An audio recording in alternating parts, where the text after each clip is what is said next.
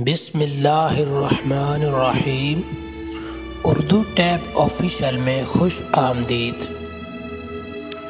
کسی جنگل میں ایک چوہا رہتا تھا۔ ایک دن وہ کچھ بیمار ہو گیا، جس کے سبب اس کی جسمانی طاقت جاتی رہی اور نقاہت کی وجہ سے اس سے چلنا پھرنا بھی دوبر ہو گیا۔ چوہا کسی طرح دوپہر کو سخت گرمی میں گرتا پڑتا علاج کے لیے الو کے مطب جا پہنچا۔ وہ جنگل کا مشہور حکیم تھا۔ الو نے چوہے کا معائنہ کرنے کے بعد انکشاف کیا کہ وہ تو قریب المرگ ہے۔ الو نے کہا کہ بس اب تمہاری زندگی کے دن گنے جا چکے ہیں۔ یہ جان کر چوہا اداس ہو گیا۔ حکیم الو نے اس کی یہ حالت دیکھی تو ڈھارس باندھتے ہوئے کہا کہ موت تو ہر نفس کو ایک دن آنی ہے۔ تم تو خوش قسمت ہو کہ تمہیں پہلے ہی علم ہو گیا کہ تمہارے جانے کا وقت قریب ہے، ورنہ کتنے ہی چوہے آخری وقت تک خواب غفلت میں پڑے رہتے ہیں۔ وہ اپنی عیش کی زندگی اور دنیاوی مصروفیات میں اس بات کی فکر ہی نہیں کرتے کہ کوئی اچھائی اپنے نام کر لے۔ خلق خدا کے لیے کچھ نیک کام کرتے جائیں، ہر موقع پر ہمت اور بہادری کا ثبوت دیں۔ تم تو خوش قسمت ہو کہ ابھی کچھ وقت ہے جس کا فائدہ اٹھا سکتے ہو۔ چوہا اس کی باتوں پر غور کرتا واپس گھر کی طرف چل دیا۔ راستے میں ایک جنگلی بلی کی اس پر نظر پڑ گئی۔ بلی نے چوہے کو ہڑپ کرنے کے لیے جھپٹا مارا۔ چوہے کے اندر نہ جانے کہاں سے اتنی توانائی آ گئی کہ اس نے ایک لکڑی کا ٹکڑا اٹھایا اور بلی کی دھنائی کر دی۔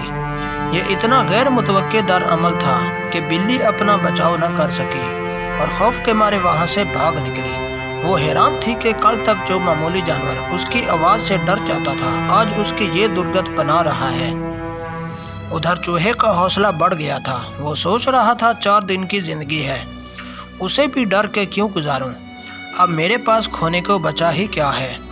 موت تو آنی ہی ہے، کیوں نہ حالات کا مقابلہ دبنگ طریقے سے کروں؟ یہ سوچتے ہوئے وہ آگے بڑھا تو دیکھا کہ آسمان سے ایک باز اسے اچکنے کے لیے نیچے آ رہا ہے۔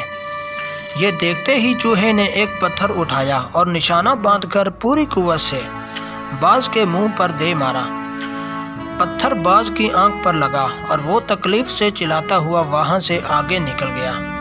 اب تو چوہا جیسے شیر ہو گیا۔ اسے لگ رہا تھا کہ ساری زندگی تو بیکار اور ناحق ڈرتے ہوئے گزار دی۔ اس نے سوچا کہ میں تو صرف قد میں ہی چھوٹا ہوں، میری ہمت کے آگے تو پہاڑ بھی نہ ٹھہرے۔ ان خیالات نے اسے بہت طاقت اور توانائی دی۔ اس کی نظر اب جنگل کا بادشاہ بھی کسی بکری جیسا تھا۔ چوہا اس بلی اور باز کے مقابلے میں اپنی جیت پر خوشی سے پھولے نہیں سما رہا تھا۔ راستے میں اچانک پیر پھسلا تو ایک گہرے گڑھے میں جا گرا۔ اس کا سر کسی پتھر سے ٹکرایا اور خون نکلنے لگا۔ چند منٹ بعد اپنے حواس بحال کر کے وہاں سے نکلا اور دوبارہ حکیم کے پاس گیا تاکہ وہ اس کی مرہم پٹی کر دے۔ وہاں پہنچا تو سورج ڈھلنے کو تھا۔ حکیم نے زخم پر دوائی لگائی اور چوہے کو بغور دیکھا تو اسے سمجھ آیا کہ دوپہر میں نے جس مرض کی تشخیص کی تھی وہ غلط تھی۔ چوہے کو تو معمولی بخار ہے جو دوا کی چند خوراکوں سے ٹھیک ہو سکتا ہے۔ الو نے چوہے کو یہ بات بتانے سے پہلے کہا کہ زخم گہرا ہے، اسے بھرنے میں کم از کم 1 ہفتہ تو لگ ہی جائے گا۔ چوہا یہ سن کر افسردگی سے بولا، میری تو موت سر پر ہے، اوپر سے چوٹ اور یہ زخم بھی لگ گیا۔ اس پر حکیم نے سچ بتا دیا اور غلط تشخیص پر معافی بھی مانگ لی۔ چوہا یہ جان کر بہت خوش ہوا اور خوشی خوشی گھر کو جانے لگا۔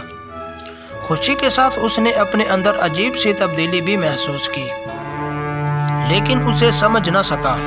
شام گہری ہو چلی تھی۔ راستے میں اسے ایک چھوٹا سا بچھو نظر آیا۔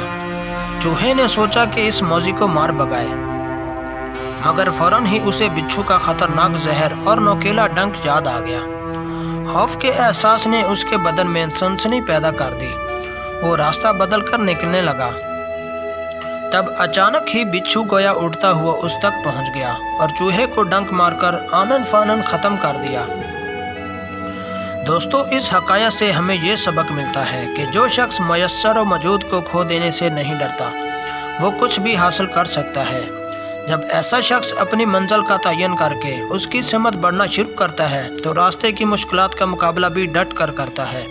وہ گھبراتا نہیں ہے اور کامیابی ایسے ہی لوگوں کا مقدر بنتی ہے۔